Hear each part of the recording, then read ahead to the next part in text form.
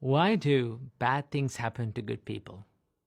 Sometimes you've asked this question from yourself. I'm a good person. I help everyone. I don't hurt anyone. I can see myself as a good person. But still, why all these bad things? Why all these painful things, sufferings happen to my life? Why life always keep testing me always?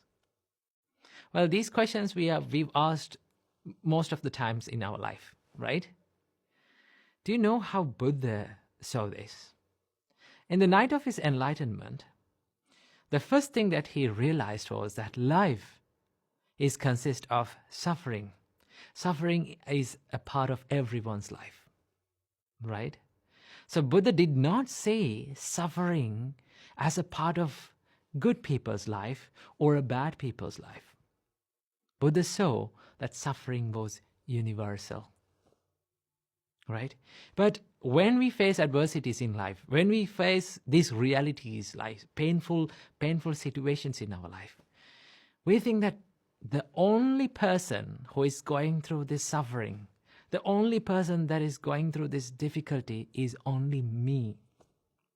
That is how everyone feels. Not to lie, sometimes I feel that. But what Buddha teaches us to see it as is to see the suffering as a universal thing. I'll tell you a story.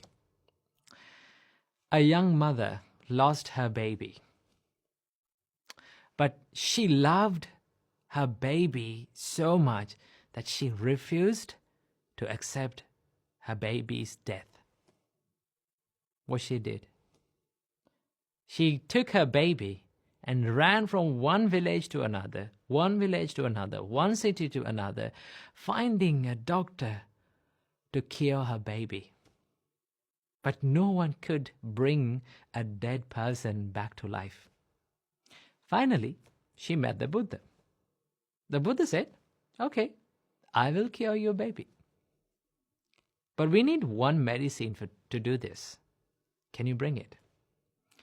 Go and bring a handful of mustard from a family that no one has ever died." So the mother was so much happy. She thought that she could find this easily. So she ran to the village and went to the first house that she found and asked, "Do you have a handful of mustard that I can get?" Then when the householder was about to give the handful of mustard, she said, "Has anyone died in your family?" Then they said, "Oh, my uncle died last year." Then she said, "I don't want your mustard." She went to the next house and she got the same answer. Someone had died. She went to the other one. She went from one house to another and she went through the whole village. The only word that she heard was, "Someone died." Death. Then she understood, okay, death is not only for me. Death was something that I always heard in this journey. Maybe my child is dead. So she made her heart strong enough to accept her baby's death. She went back to the monastery to meet the Buddha and thanked the Buddha for curing not the baby, but her heart. What Buddha teaches us to see about life is that to see the suffering as universal. So next time when you go through a difficulty in your life, and the next time when you go through a hardship, painful feeling in life, understand that you are not all alone. There are so many people who is going through in life this in the same situation, the suffering. Okay? Most of the time, we try to remove the suffering from life. We always wish that this suffering was not there in our life. Right? We go to sleep thinking that next day morning when we wake up, all these things will be a dream. All these problems will disappear. But the reality is, when there is suffering in life, there is suffering.